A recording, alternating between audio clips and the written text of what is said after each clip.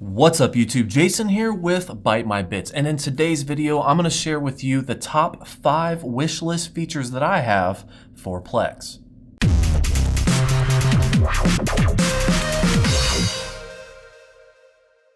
Now I know a couple of these features might be a little niche and might not be used as much as others. It's one of those things that I've used Plex for a while and I've ran into certain situations, whether it's with my own Plex server or trying to help somebody out, that I think some of these features might be useful, albeit not wildly popular. But either way, these are the top 5 wishlist features I have for Plex.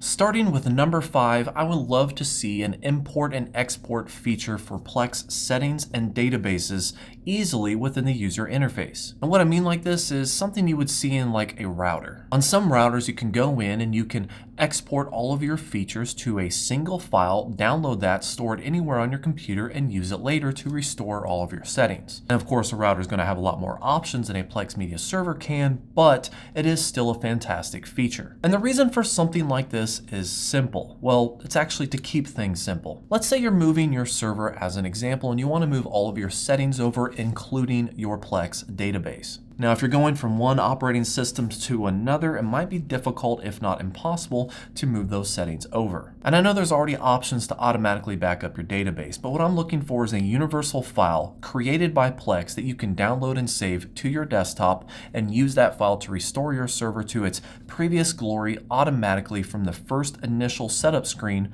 of your new installation, no matter what operating system you're using. In fact, it would be awesome as if the first thing that you saw on your screen was, hey, welcome to Plex. Do you have previous settings? If so, click here to upload it and we'll set up everything for you. Just a magical little way to get back up and running and feel all nice and comfy and have a cup of hot cocoa. In fact, you could expand on this just a little bit more if you are transferring your server to an entirely different system with a new operating system. And let's say by any chance the location, the folders of your media happen to change, but you want to keep everything the same.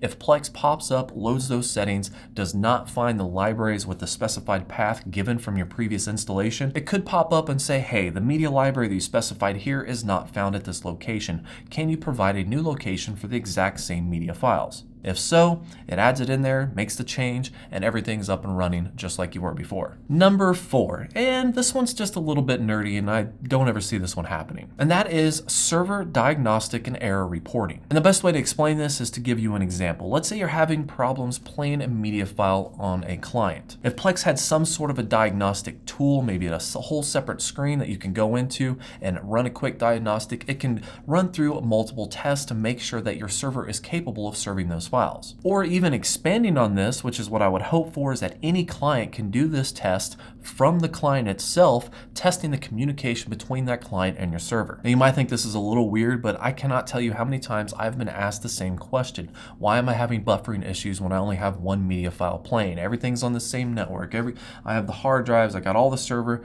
everything is good. Why is this not working? Well, I don't know. Is it the source media drive? Is it your transcode drive? Is it your network issues? Is your processor the issue? I don't know. But a one-stop shop to run a diagnostic and test that would analyze everything on the system, potentially even testing the communication between a client and a server to see if you are fully capable of communicating fast enough in order to be served the media that you want to watch, and if so, at what bitrate, would be amazing. I think a screen like this could cut down on a lot of headaches for new users or even experienced users alike and allow them to quickly diagnose exactly what is wrong with their server. Or, for somebody like me, if maybe in that testing it was also some sort of a benchmarking thing where it would say, hey, based off of the power of your PC or your server, this is what we think you should be able to handle. And it'll give you some examples like, 5 transcoded streams or X amount of direct streams, things like that. Like I said, kind of a nerdy feature request. I don't ever see it happening, but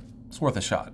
For number 3, I wish that Plex had the ability to combine servers in your library listing. As for example, maybe you have multiple servers inside your home for whatever reason. Or maybe you have a couple friends sharing their libraries with you. The way it's set up now, inside the client, you have to go in, to the top right usually and change the server that you're accessing. Once you do that, you can see what libraries are available. Personally, however, I think it would be amazing to be able to combine all of those servers' libraries into one screen. If a server's not available anymore, it just won't show those libraries. For me, it's a little bit nerdy. Just for example, let's say if I had two dedicated systems, one for a Plex DVR and the other one for everything else, I don't want to have to teach, my wife or a family member how to go up and change a server if they want to switch over to that. I would just like the convenience of having everything in one spot by option. That way you have no confusion and you can see everything easily. You could even do things like color coding each server's libraries differently, adding a little subtext to which server it's coming from, or something else more creative than what I can come up with that can help you distinguish, or nothing at all. I mean, they could all be the same color. I don't really care. Just combine them. Number 2. And this one, I cannot stress enough how much I want because I really would use. In fact, this might be number 2. Shareable temporary or permanent links that you can give to your friends or family members that will not grant them access to the rest of your server. Call it tokens or temporary links or whatever you want to. I want the ability to temporarily share a media file with a friend or family member through email or whatever and allow them to watch that media, presumably from the Plex TV website with a little token or something at the end, and allow them to actually stream that without having access to anything else. Or for that matter, having to create an account, add me as a friend, get confirmed, set up libraries, etc. And I know all that's kind of easy to do, but if you don't want to share or they don't want Plex or any of that, it's just more of a hassle than it is anything else. And here's why. I shoot wedding videos. I shoot them, I edit them, I present them as an example, and then I get paid. How it is right now is I basically upload it to YouTube as an unlisted video. Sometimes I have to submit my license just to get copyright to go off of it, and I send that link to them. Now the downside to this is that any person that I send this to has the ability to download or replay this video multiple times without me actually getting paid. Of course, I watermark it or I lower the quality or make it smaller. There's always options to work with that, and it's been working for me so far. But if I could create a shareable link or a token that I can send to somebody via email and they can view it directly off of my server, transcoded to whatever, bandwidth they can handle or I can handle, that would be amazing. But of course, if this feature would be implemented, and I really hope it could sometime in the future, I would like some options. Things like a limitation to how many times they could play it, or limiting how much bandwidth they could use in order to play it. And of course, an expiration date. Obviously. I think the benefits to Plex here is they could use this to advertise their services, whether it's a pre or a post-roll ad for Plex, potentially expanding their market, getting more and more people engaged with the Plex media server software. But ultimately, I really just want this feature. So Plex, if you're listening, and I hope you are, make that happen. Like now. Just pause the video and, go type that up. As for my number 1 most wish-listed feature for Plex, usage reports. You guys are all familiar with things like PlexPy or Plex Watch, which are plugins or add-ons that you could add onto your server in order to get a robust view of what you or some of your friends might be watching. But for some reason, it's not built in. No, instead you have to install plugins in order to get that functionality, which is great and it works for the time being. But I would like to see this integrated directly into Plex. Something you can access directly from the Plex interface on their web. See all or most of the things that PlexPy has, like IP logging, most viewed items, things like that, and just have it built into the server so you don't have to run multiple things or worry about updating multiple things. Everything is just a package.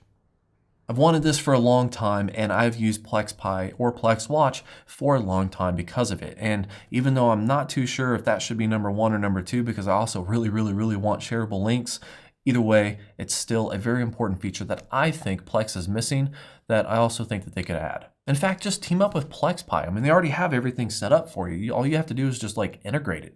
So that's it, guys. That's my top 5 wish list for the Plex media server. Let me know in the comments below what you think Plex could add to their server in order to enhance its functionality. I'm really kind of curious because I know that these kind of fit some of the things that I've ran into or things that I wish it would have had based off of my history, but I'd love to know what you think should be added. But either way, thank you for watching. Like and subscribe below. Tell me your thoughts and have a great day.